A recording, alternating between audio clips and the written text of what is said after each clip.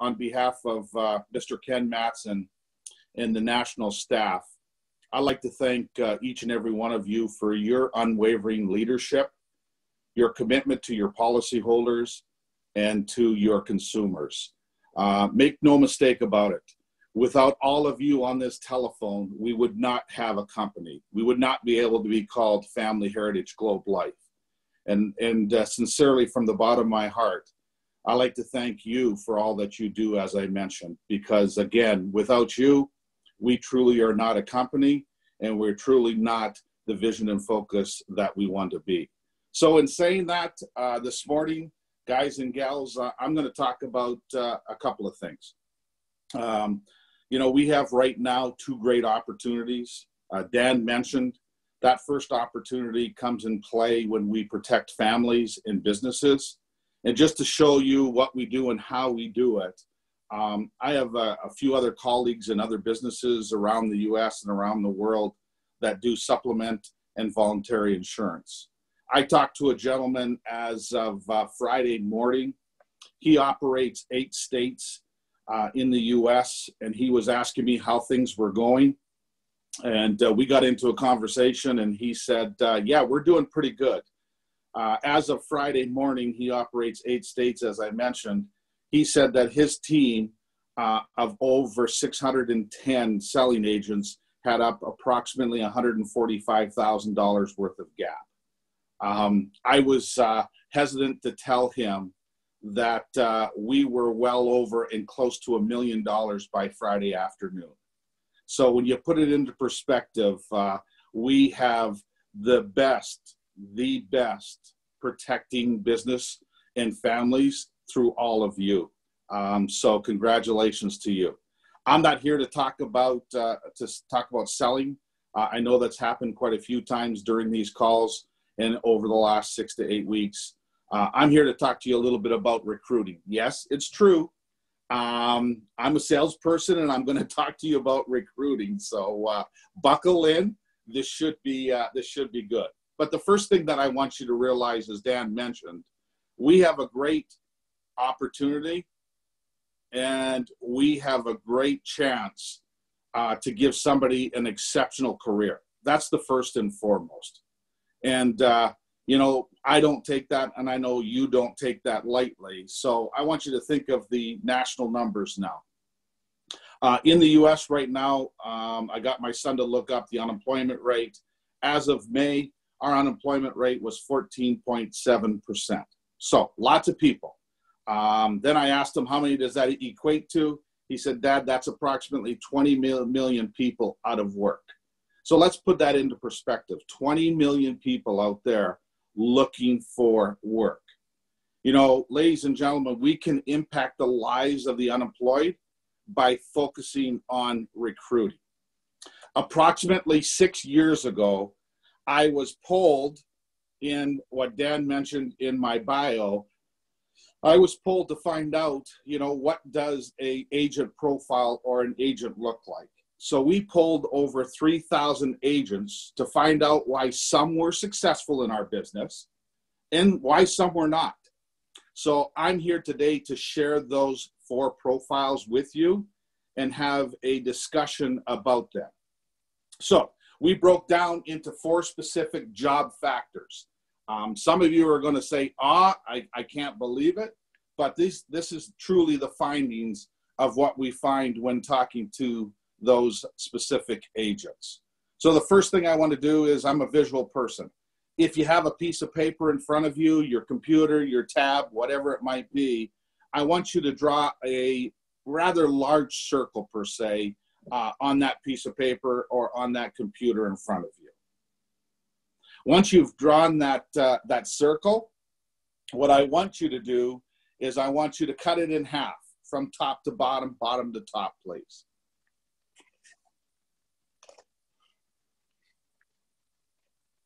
Now, once we've done that, I want you to take one side, either side that you decide, and I want you to write 50% on that side, and I want you to write beside the 50%, I want you to write the word motivation. So 50% motivation. So all of a sudden, we've identified that 50% of the composite job factors surrounds around motivation. So what does that mean? Well, let me describe some of the things underneath motivation that you can write. Motivation is drive, which I mentioned. It's goal-orientated. Motivation is hard work ethic. It's being passionate. Motivation is career-minded. Motivation could be financial need or having a financial need. It's energy.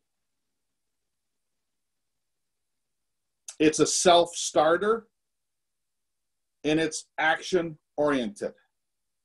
So it's drive, goal-oriented, hard work ethic, passionate, financial need, self-starter, energy, action-oriented. This is what we found made the difference in the motivation. This is what we were specifically looking for in a candidate as we profiled that candidate. Now, on the other side of the circle, I want you to take 30% of that 50% that's left. In that 30%, I want you to write the word fit. F-I-T, fit. Now, I don't mean physically fit, or I probably would not have been hired or recruited. I'm talking about fit. So, what are the words underneath fit? Is positive. Being disciplined. Having ethics and being honest. Having an open mind. Being adaptable. Being outgoing. So these are the specific attributes that we found under fit. They have to fit into your culture. They got to fit into what you stand for and how you stand for it. They got to fit into that positive mental attitude that we have. We know that we have to be disciplined, and we definitely know that we have to be ethical and honest. Now, that leaves us 20% of the pie. 15% of the remaining 20% comes underneath what I call KSAs. That's knowledge, skill, and ability. Knowledge, skill, and abilities. Underneath knowledge, skills, and abilities, what we found was, are they techno savvy? Do they have good listening skills? How are their organizational skills?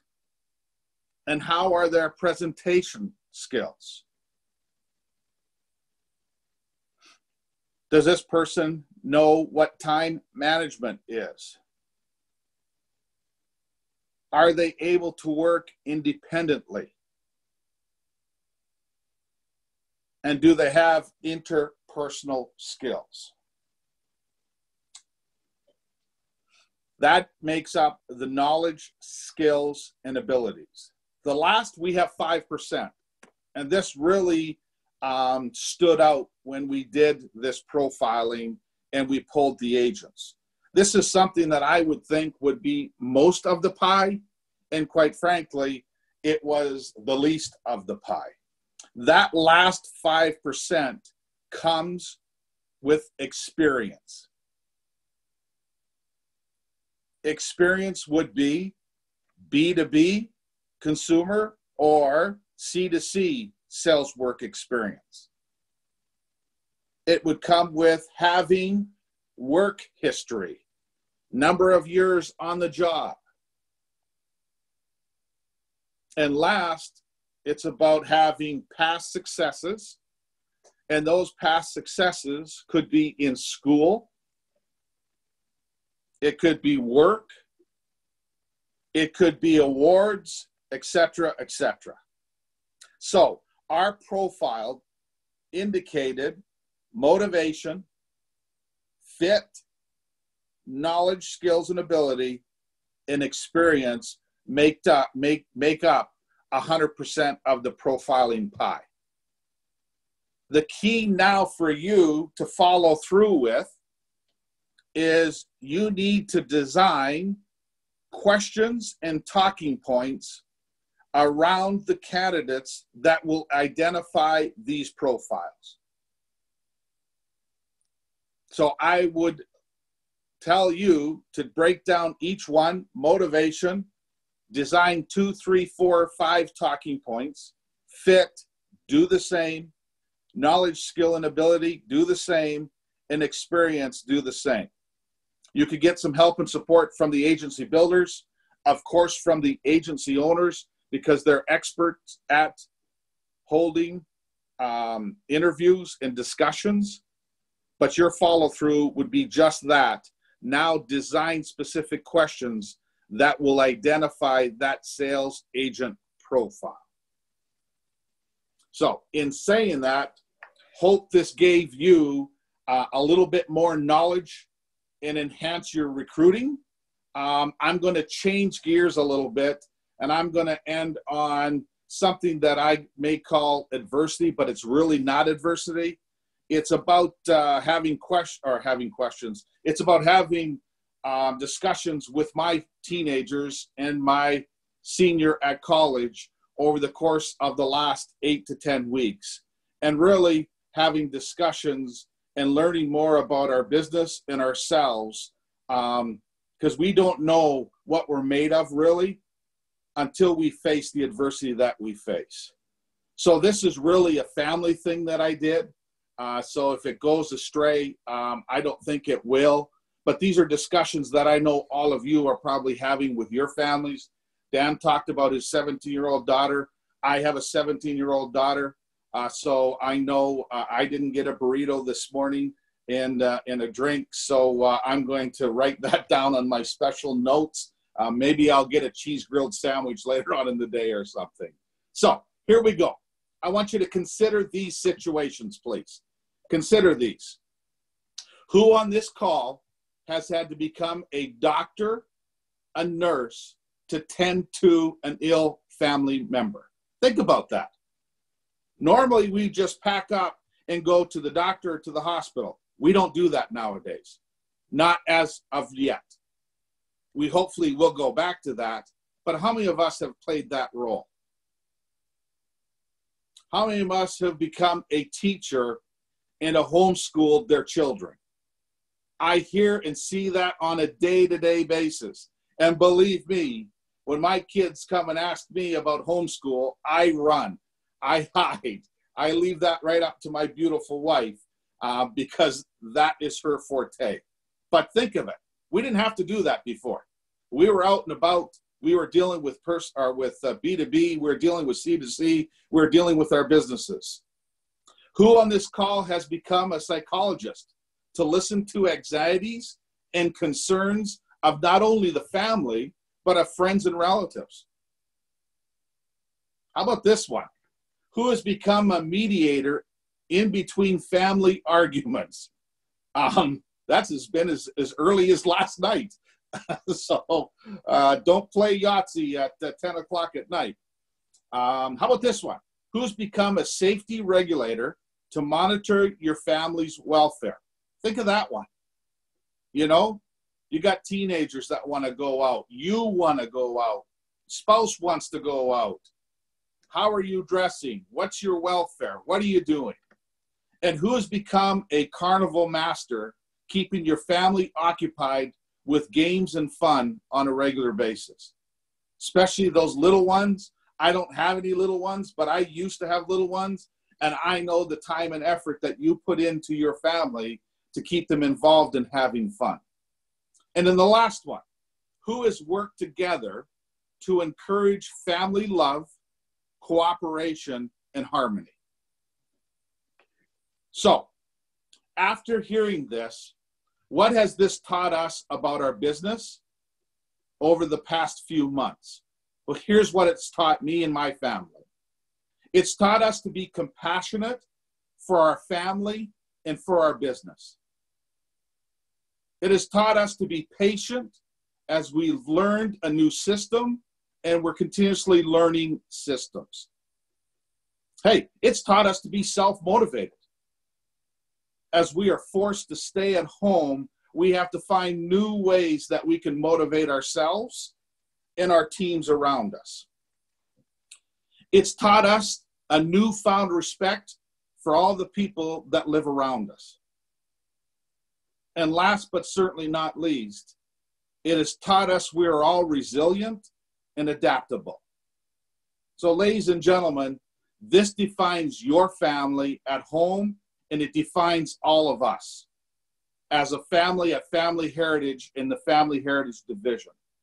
I sincerely want to thank all of you for what you do, and I'm truly blessed to work with such great people on this phone. God bless, and I'll turn it back to Mr. Dan. Robbie, this is awesome. One question that came up right away was, do you have kind of what you went over today in any kind of a presentation basis, like a PowerPoint or a Google Drive PowerPoint, anything like that? I can take it and put it on a Google Drive or a PowerPoint and send it to yourself if you want, and have it sent out to everyone. Yeah, we'll put it on a resources page. So yeah, that'd be great if you wouldn't mind doing that. No, not a problem. I have a question for you as well. You know, you talk so much about recruiting on the front end and kind of what you're looking for. Could I ask you kind of a two-part question? First is, how do you implement that, and where do you implement that when you're hiring somebody on, number one? And then number two, and you might want to flip-flop these, what is your process right now of kind of bringing on new people? As you're recruiting new people, what does that look like? Okay. So the first, Dan, is I start the agent profile on the very first conversation. So I don't get into a large conversation to begin with, because we know if you are able to tell everybody everything about your career, there's really no need for them to come in for phase one or phase two. So, but my agent profiling is done by asking a small series of questions, maybe 3 to 5 to 6 questions, maybe one question in motivation, 2 questions in fit, 1 in knowledge, and 1 experience, just so I know that this person has the right frame of mind and the person that we are specifically looking for. Does that make sense? Yeah, sorry, I had you on mute there. Yeah, no, that makes total sense. I know you didn't really get into the training aspect of things, but I'm just really curious because obviously, you know, we hear so much from folks in the Southern Division, and your division is doing phenomenally well, especially with what's been going on. I'm curious, what are you guys doing on the training side when you've got somebody in now with the situation we're in? How are you training new reps, and what might that look like in a nutshell? Yeah, that's a great question. So from the group, I can only speak from the group, Dan, but they're doing a couple of things. Number one is that trainer or agency builder is taking the time prior to that person starting their first day. They're taking the time to set up appointments with them, specifically over the telephone, on a Zoom or something similar to this. What does that look like? Well, that agency builder would take the time and effort to set up an appointment, and then watch and observe the other individual set up an appointment as well. So it's a different ratio. It might be a 50-50 ratio rather than the agency builder do all the work to begin with. But I know that that is definitely working and supporting that new agent. Then they go to phase 2, which is phase 2. They'll hop on with that new agent, and they'll watch and observe that agent give their demo or presentation, and then critique after the presentation is over and the presentation is closed. They'll have a conversation with that person to critique them, to help and support them. Will they during that process? I have heard different philosophies on this. Will they jump in if they can kind of see the demo getting off track? Will they jump in and help, or do they just kind of let the person fail and then critique after the fact? That goes both ways. Some of our top performers, if they're announced on the webinar, they'll help and support just like they would do if we were in a B2B or C2C in-field face-to-face. If they are not announced and nobody knows they're on the call, the last thing we want to do is spook our consumer and halfway through a call say, oh, by the way, Mr. Schmidt's on, he'd like to make a comment. So if they're announced, they're there to help and support. If they're not announced, they would critique after the call. So no ninja salespeople. I love it. Yeah. One last question for you, Rob. Stacy Cohen had a question, and she wanted to know if you could give some examples of different interview questions from the different categories that you discussed. You know what? I looked for those this morning, and I sincerely apologize. I was going to go in and give you guys and gals about 3, 4, 5 questions or comments. What I'll do, Dan, is I'll put them online with you underneath the agent profiling. But off the top of my head, if I look at motivation, I ask specifically, you know, what specifically motivates you and why did you select that specific thing to motivate you? A question about fit, honest, and ethics. Tell me a time, Dan, that somebody in a business asked you to do something dishonest, and if so, how did you handle it, and what did you say to them? So I'm really trying to find out, yeah, you know what, time ago I was asked to, you know, to load a truck and I shouldn't have, but I did it anyways because my superior told me.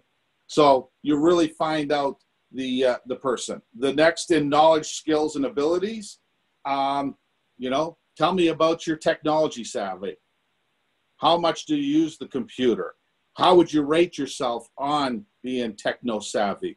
Tell me, what do you use on your iPad and your computer? Well, I don't have an iPad or computer. Or yes, let me tell you, you know, when people have great skill sets, they want to tell you about those great skill sets. And then experience is very simple. Is a direct question is I see on your resume that you've had 5 career jobs in the last 5 years. Tell me why.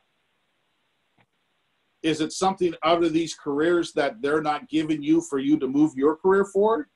Or what stops you or would enable you to move up that business ladder in that skill set?